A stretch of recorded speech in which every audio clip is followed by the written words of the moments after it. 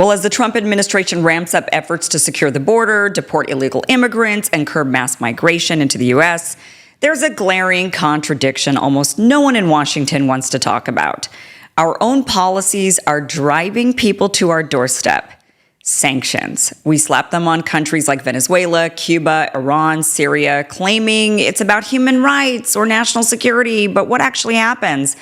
The economies collapse, basic goods become unaffordable, and millions flee just to survive. Then we act surprised when they show up at our border.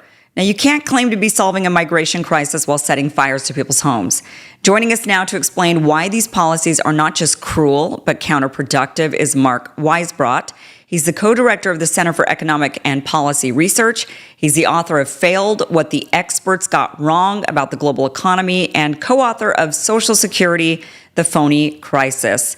Mark has been a staunch critic of U.S. foreign policy for weaponizing economic sanctions that destabilize countries and trigger mass migration. He's also the co-author of a report with Jeffrey Sachs blaming U.S. sanctions for tens of thousands of deaths in Venezuela due to medical and food shortages. Mark Weisbrot, thank you so much for being here. Welcome to the show. Thanks for inviting me. Okay, let's talk sanctions. This is a weapon that the United States has been using for a while. When did they first start, actually? When did they decide, sanctions is the way to go? I thought it was maybe under Clinton. Is that right? Well, no, they've had sanctions. I mean, for example, Cuba, they've had an embargo on Cuba since, 1960. So there's always been, but it was much small. It's grown enormously in the last couple of decades. They've decided to use sanctions as a weapon rather than bombs, somewhat. Yes, I think that's, somewhat, yes. But it is, I think the reason it spread so fast is they discovered that they can get away with it. It's a form of warfare, but nobody really knows that people are getting killed and that the sanctions actually do target civilians and innocent people. And so that way they can bring enormous pressure, and they can intimidate other governments as well. Everybody knows now what happened to various countries like Venezuela that if the United States wants, they can destroy your economy. Right. Okay, so let's kind of go back to the beginning of when they started using sanctions. What was the purpose of the sanctions? What were they thinking? What was the government thinking in their reasoning? They're like, sanctions would be great. What did they think they were doing, and what was their end goal with them? Well, that's a hard thing. I tend to be conservative about saying I know what people are really thinking, because sometimes they say things that aren't true, but they might believe them as well. So I think that you can actually look. I have a couple of statements from government officials in 2019, for example. You can hear Mike Pompeo. He was Secretary of State. And in March of 2019, he said about Venezuela at a press conference, he said, well, we wish things could go faster, but I'm very confident the tide is moving in the direction of Venezuelan people and will continue to do so. The circle is tightening. The humanitarian crisis is increasing by the hour. Oh, jeez. And you can see the increasing pain and suffering that the Venezuelan people are suffering from. And, he made an even more direct statement a month earlier about Iran. He said things are much worse for the Iranian people, and we are convinced that will lead the Iranian people to rise up and change the behavior of the regime. So there he's telling you, the quiet part out loud, that sanctions are meant to make people suffer until they do what the United States, or I wouldn't say the United States, it's not me and you, but it's what the government of the United States wants them to do. So the thinking is that the people in these countries would feel so much economic pain, so much suffering, that they would rise up against their own government and try to oust them. Yes, and they also use it to influence elections. They try to influence elections as well, and this has been true since you can go back to 1990, where you had a war in Nicaragua, and they basically said out loud, it was George H.W. Bush said that the war would continue, and there was war and sanctions until they voted the right way, and it did affect people's votes.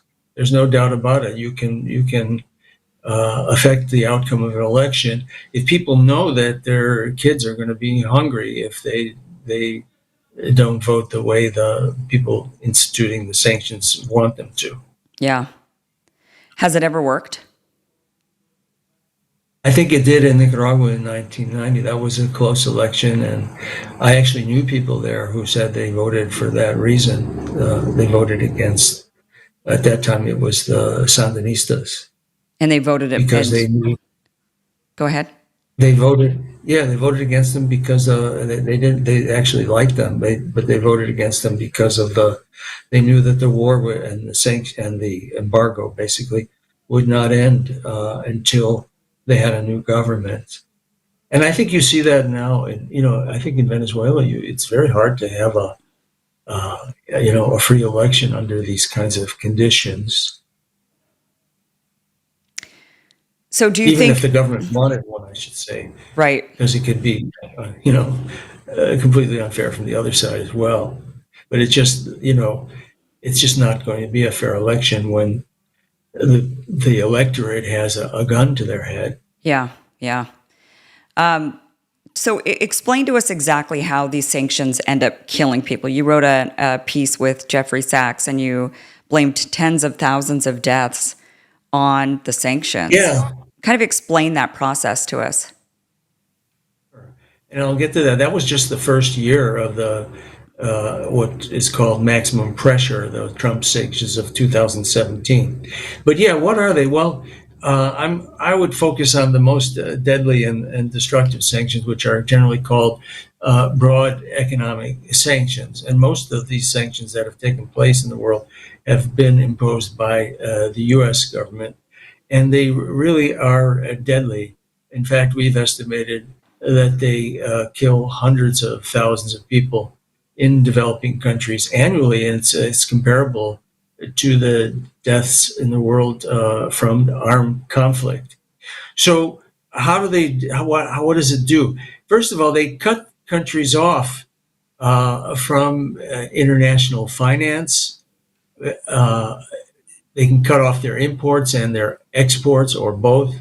Can cut off investment coming in, the restructuring of debt, payments, shipping, insurance. And this leads to, most countries don't produce everything they need. And in fact, almost none do. And so that leads to cuts in food and medicine and other necessities, the infrastructure that you need for public health and hospitals and drinkable water, gasoline, transportation. So it can really destroy an economy in that way.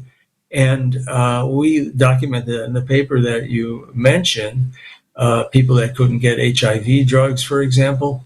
And then, you have this huge loss of life. Just to look at the numbers a bit, the Venezuela's loss of the economic loss, the loss of GDP, was 71% from 2012 to 2020, and that's kind of and the majority was from sanctions, and that's kind of a conservative. Okay, just how big is that? That's the biggest. That's the worst depression in really peacetime in the history of the world. Okay. And the majority of it was from sanctions, and that's just measuring 2017 to 2020, which were the worst sanctions. There were sanctions before that weren't the broad sanctions, but they still do damage. Because, for example, you put sanctions on individuals, and everybody thinks that's just individuals, but if they're government officials that are carrying on the commerce of the government around the world, that causes problems, and it also tells the banks and the financial institutions and investors, they see the finance minister and people like that being sanctioned, and they know what's coming next, and it's generally a lot worse. And so those sanctions also hurt. But I'm giving the conservative estimate. What we know is that about half of that damage, and that's like the size of two of the Great Depression losses in the United States in the 1930s. Jeez. Okay, so to play devil's advocate, somebody might say, yeah, but Mark, the United States doesn't have to trade or deal with other countries. There's no obligation for us to do business with Venezuela, for example. So if their economy begins to collapse because a business partner will no longer do business with them, that's on them. That's not on the United States. What would you say to that? Well, first of all, it's a lot worse than that. And it does violate laws and treaties that the United States is a signatory to. For example, the UN Charter, you're not allowed to do this. And also the collective punishment is a violation of the Geneva Convention. And actually, last year was the 75th anniversary of the Fourth Geneva Convention. And that's a ban on collective punishment. So you're not allowed to punish the whole population just because you don't like, the government. Mm-hmm. It's against, it's the only reason it's not an actual war crime right now is because there's no war going on. So you can imagine, and you don't have to imagine, UN experts and officials have written pieces arguing that something that is a war crime, when people are shooting and bombing each other, should be a crime if they're not in a declared war. And so, and then there's the OAS Charter, also Organization of American States Charter prohibits it, and other international law. So it really is a crime, and it isn't just well, we don't like them and we're not going to buy something or trade with them. It's really an assault, and in the case of the U.S. sanctions and in Venezuela, we can go through some of the steps that they went through, but the last step is they put on what it's called, and they've done this to Cuba for 60 years. They put sanctions on other countries' businesses as well. Like they changed the whole world in terms of its willingness to have economic, commerce and trade with the targeted country. So that's another kind of assault that is different from the scenario of just, we don't want to trade with them so much. So in the case of Venezuela, and they're clearly trying to sanction them to get rid of the government. What is it about the government that the U.S. government is so incensed by, that they're willing to do this and murder people in order to get that government out of there? Well, that's an interesting question. As I said, I'm kind of conservative about saying I know what governments are really thinking and their motives. But if you look at Venezuela, it is kind of a special case. Chavez was elected in 98, took office in 1999, and didn't get much of a honeymoon. And the U.S. has been trying to overthrow the Venezuelan government for the whole 21st century. And believe me, it's well documented. There are documents from the State Department and the CIA that show their involvement in the coup of 2002. And that was before Chavez did anything you could really consider wrong. And it was just to get rid of the democratically elected government, which no one denied was democratically elected.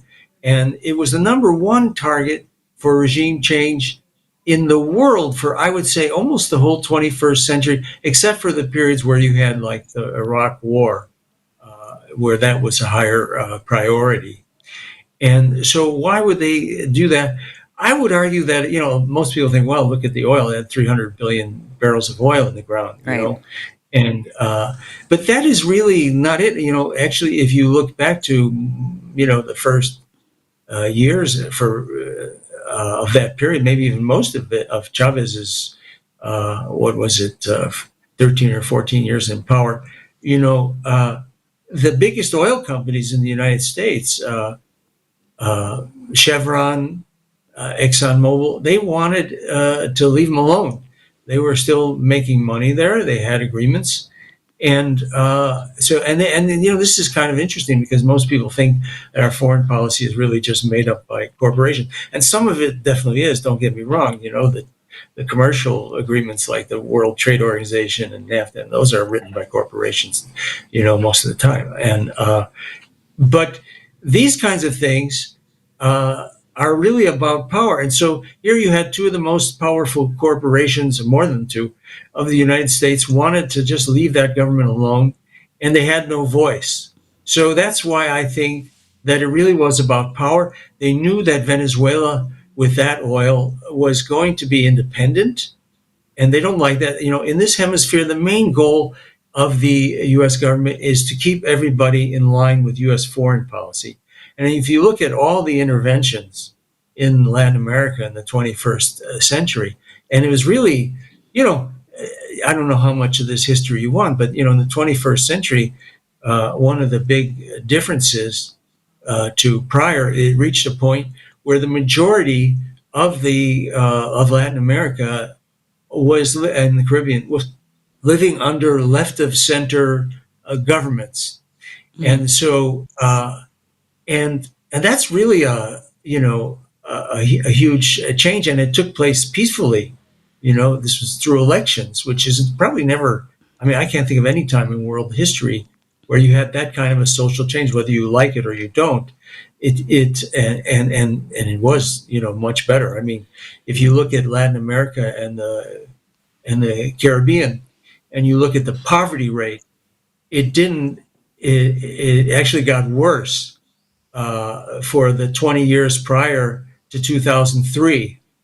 And then from 2003 to 2013 or 14, the poverty rate fell in the hemisphere from 44, not the whole, not including U.S., Canada, but it's, for Latin America, poverty rate fell from 43 to 28%, a big drop. So it was a big thing. Now, of course, our foreign policy makers are not against that, but they didn't like that these governments could have an independent foreign policy if they wanted, and some of them did. And that's the main thing, because the United States, the decision makers make most of their decisions on how they intervene based, especially in this hemisphere, which they consider, as John Kerry even said, our backyard. They consider that the most important thing, because that spreads and it makes a difference. They're looking at the whole world, and so they overthrew the government of Haiti, for example, 3 times. The U.S. was heavily involved in it. In 91, in 2004, and then overturned the election of 2010 through the Organization of American States. And those were 3. And what is Haiti? Haiti doesn't have anything that makes a difference to U.S. corporations, really. And it was all about that was they did it because they could. And I can give you a lot of examples. In this century, there were so many. So I think that the thing about Venezuela that made it the number one target is when you have that kind of oil, you don't have to listen to anyone else, and you can pursue your own policy. And in fact, under Chavez, they they did very well during that whole period from 2000, when after they got control over their oil industry. From 2003 to 2014, they did very well, and they gave money. They gave more foreign aid to other countries in the hemisphere than the United States did. And you know how many multiples the U.S. economy is relative to the Venezuelan economy. So that was really the big thing. and that they didn't want. So let's talk about the future. Countries are now, it seems, I mean, they've caught on to this, right? We've been doing it long enough. It's been collapsing economies. It's been causing a lot of problems to where countries are starting to say, okay, how do we sanction-proof ourselves? Are they able to do it effectively? There's the creation of BRICS. I mean, do you actually think that that's going to result in anything substantial? Well, I think it will. I think it will take some time. I mean, the world really is changing, So, for example, when the institutions we're looking at, like the International Monetary Fund, were created, or the World Trade Organization was much later in '95. The IMF was 1944, and you look at most of these things that established what is called the system of global governance. This was done some time ago when the world was different. For example, the United States was historically the largest economy in the world, and by quite a bit. Now, China is actually the largest economy. It's about 25% at least, or maybe 30. Let's see, I'm trying to think. Yeah, it's about it's at least 25% bigger right now than the United States. And that's by the measure that economists use, which adjusts for the difference in prices between the countries. So you don't always see that in the media. You see often that that the United States is the largest economy and China is second largest. But that's you don't see economists writing that for international comparisons. You generally use what's called purchasing power parity, where you adjust for prices. So that's really a big thing. And China's the largest trading partner for over 100 countries, and the U.S. is nowhere near that. I don't know. I think it's like 57. And so you have this, and China has $3 trillion in reserves, so they don't really have to worry like most of the world does of where their dollars are going to come from when they need them for trade and commerce. That's a big part of the international system, the financial system that gives the U.S. the extraordinary power that the U.S. government has, including to carry out and use these sanctions as a weapon, is the international financial system. So they're kind of protected from that as well. So it's not that China's trying to take over the world or anything like you often hear, but they don't have to listen to the United States, as you can see in the tariff fight, and so that does change the world. Just like I mentioned, the trade, the investment. China has invested heavily and loaned to many countries as well. And they don't put the conditions on their loans that, for instance, the IMF and the World Bank do. And so you will see, again, they're not, they're kind of cautious. They don't really get that involved, for example, in the Western Hemisphere. Historically, they haven't, even though they're making loans. They tend not to try and overthrow governments, for example, and they have a kind of a principle on that, that they don't intervene in the internal affairs. I'm not saying everything they do in the world is great, but they just don't do the same kinds of things. So they haven't reached the point. Their main goal seems to be to become a high-income country, and they've grown, of course, faster than anyone in world history. Their income per person has increased about 30 times since 1980. And so that's never happened before. So the world is going to change. I think the United States is going to have a different strategy, not only because this one is really wrong and immoral to try and use economic violence in the way that it's used, and other tools that are really damaging to countries, like that are control over the International Monetary Fund, the World Bank, and everything else. But also because the world it won't be the same world. The United States doesn't have that power, or won't have that power with respect to the whole rest of the world. Right. Yeah, it seems using our own logic that it would make sense in the future when China does become much more powerful and it's really obvious that they're the economic hub of the world, that it's no longer the United States. I mean, right now, there's that argument. I mean, you pointing out some numbers that say, yeah, they're already the largest economy when you actually do the numbers right. Some will say, no, they haven't quite caught up yet, right? But they're clearly catching up. Even for those that say, well, they haven't yet, they're not yet. It's still the yet. That's right. Yet is still there. So at some point, I think everybody will be in agreement that China is the largest economy. They've taken over the world.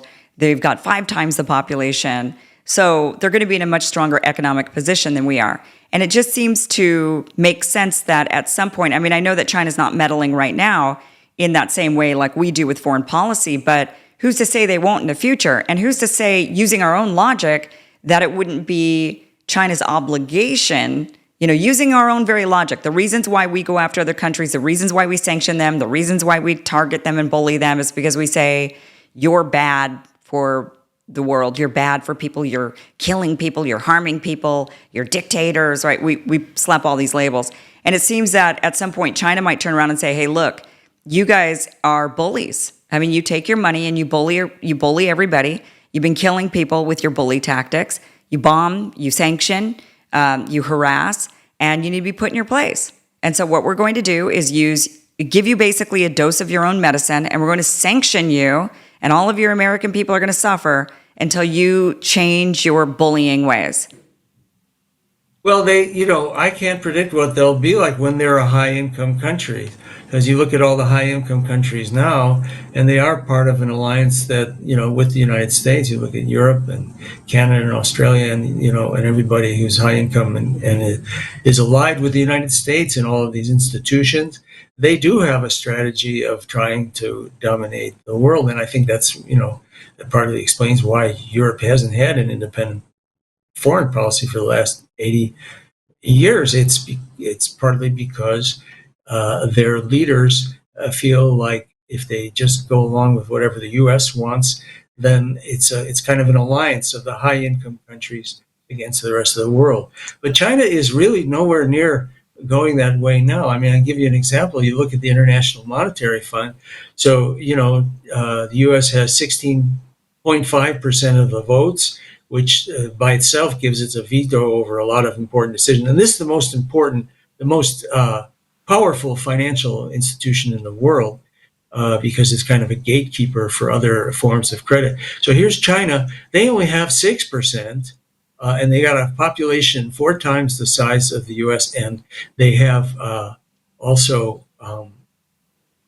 their economies, as I said, 25% bigger, and it's going to be more than that. And they have not fought for any kind of change there. They basically concede that this is owned by the United States since 1944, and we're not going to mess with it right now, and probably not for a long time. I think so. That shows that. I mean, I'm not saying that's good either. They have to make choices. They don't want to. They're not looking for fights. And so I think that shows you just the caution of their strategy in the world. They're trying to, of course, expand their investment and trade because that is part of their growth, their development strategy, and it has been, and it's been very successful. But they don't try to dominate. I don't know, 2 military bases. We have 750. Right. That tells you something right there. And outside the country, I mean. And so I think that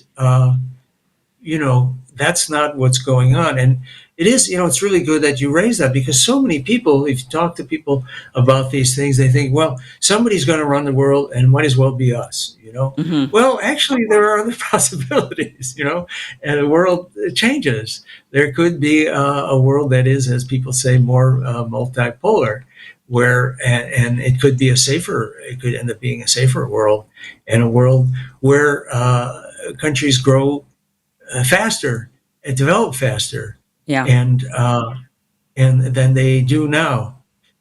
I didn't mention, but I was just when I was looking at the economic damage of the sanctions just now.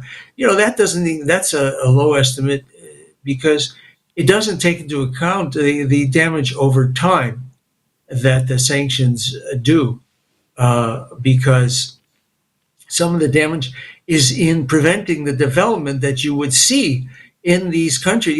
Even Latin America. Mexico. If they had just kept growing the way they grew from 1960 to 1980, they would have hit European living standards, and that's true for Brazil as well and other countries. And so the U.S. having this kind of control really, because they influence their economic policy so many ways, and sanctions is just the extreme one where they're seeking to punish and control very openly. But there are a lot of other ways in which the United States, together again with its European partners, they have 60% of the votes in the IMF. They use that power, and when they do things like sanctions, it does permanent damage to the growth and development of the Yeah. developing world.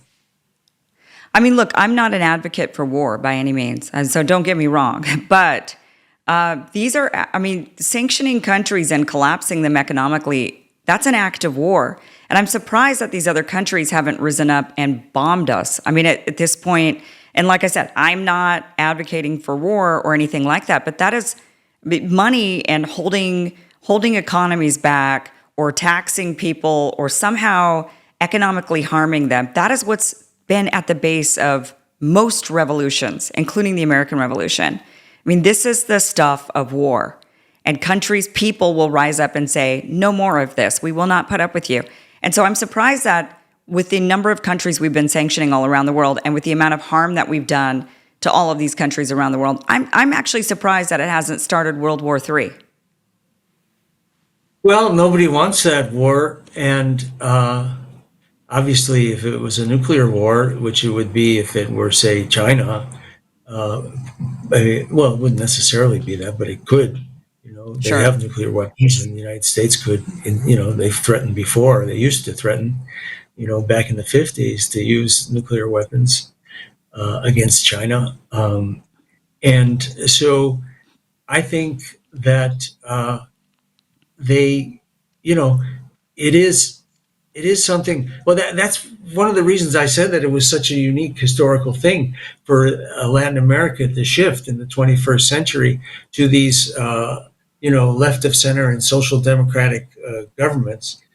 That to do that completely peacefully. If you look at most of the change that you've seen, even China or in countries that really replaced one class of people with a different class of people running the country.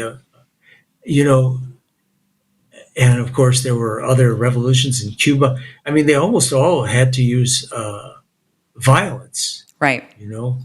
And this was actual peaceful change. And it was really sad that the United States didn't respect it for that, and you barely even hear that in the United States, but it's a fact. These countries really did. These governments came to power peacefully, even though whole classes of people were replaced by people who hadn't, for example, previously been in government and had power. So what now? In terms of sanctions? What now? Like what the U.S. continues this policy, although Trump did lift sanctions on Syria. So we're seeing, and I don't know if he's put any additional new sanctions on country. I know he's not lifting, like it would be good if he lifted sanctions on a lot of these other countries, but Syria is a start, I suppose. Yeah, I think, he's kind of using tariffs somewhat as a weapon, as you've noticed. Sure, yeah. Although I think it's much more of a distraction. But there is one thing that kind of brings up, and that's the International Emergency Economic Powers Act, he had to use that in order to to justify the tariffs, and that's a law and that was passed in the 70s, mainly because the Congress wanted to limit the kind of damage that you're seeing in the world from just engaging in economic warfare, and that really makes the sanctions and the tariffs too illegal, because in order to institute the sanctions and now the tariffs, the president had to declare, and that even goes back to Obama in 2015 for the first executive order on sanctions in Venezuela. All of these executive orders, they have to issue an executive order under the International Emergency Powers Act that says first that this situation, basically the country, is is creating a national emergency in the United States. Okay, that's the first thing they have to say in order to make these sanctions or tariffs in the Trump case legal, and then they have to say that the situation creates an unusual and extraordinary threat to the national security of the United States. And I mean, what is for example, any of these, most of these countries, Venezuela. I mean, they don't have any, you know, anything that can bomb the United States or Right. any kind of a. There's no way they could actually create and it's true for almost all the dozens of countries that we have now sanctions against. So yeah, I think going forward we have to get some rule of law here in the United States. That's a big thing, because some of these things couldn't happen, not only for all the international law reasons and treaties that I described earlier, which is the rest of the world really cares about, but also because it violates our law as well. And I think going forward, that's going to be a big part of it. And I think also, their struggle in Congress. For example, I didn't give the other side of what Pompeo was saying from someone who in Congress who was very powerful. And this was in 2021. He was the chair of the House Rules Committee, which is a powerful position, a Democrat.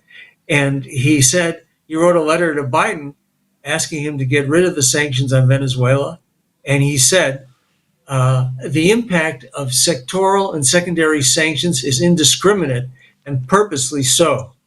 Although U.S. officials regularly say that sanctions target the government, not the people, the whole point of the maximum pressure campaign is to increase the economic cost. Economic pain is the means by which the sanctions are supposed to work. And so he was saying that it's really targeting the civilians. And so that's, it wasn't just him. Then there was 21 last year, 21 members of the House, and it was led by the co-chair of Biden's presidential campaign, wrote a letter asking for the removal of sanctions on Venezuela and Cuba.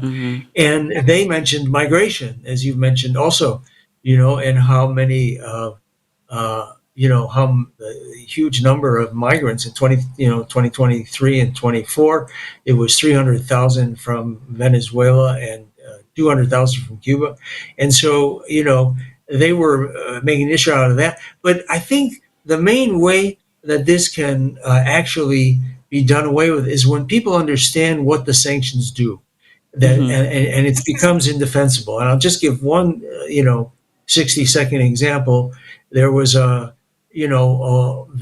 Saudis and the UAE were bombing Yemen, and they had a war with Yemen, and they were in Yemen, and they killed like hundreds of thousands of people. And then beginning in 2016, there were some senators and then members of the House who made an issue out of it.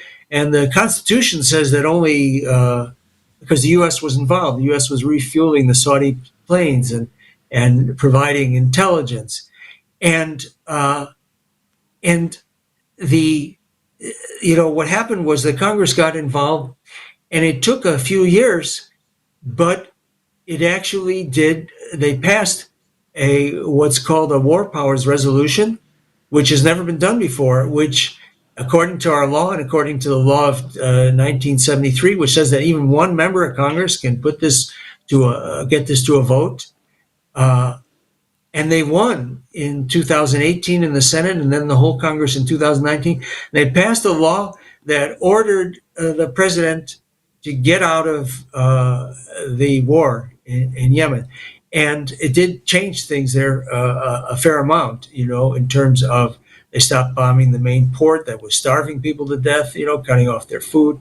And they, but the point is, Trump ended up vetoing the law, but he wasn't allowed to do it. That's against the Constitution, right? You can't.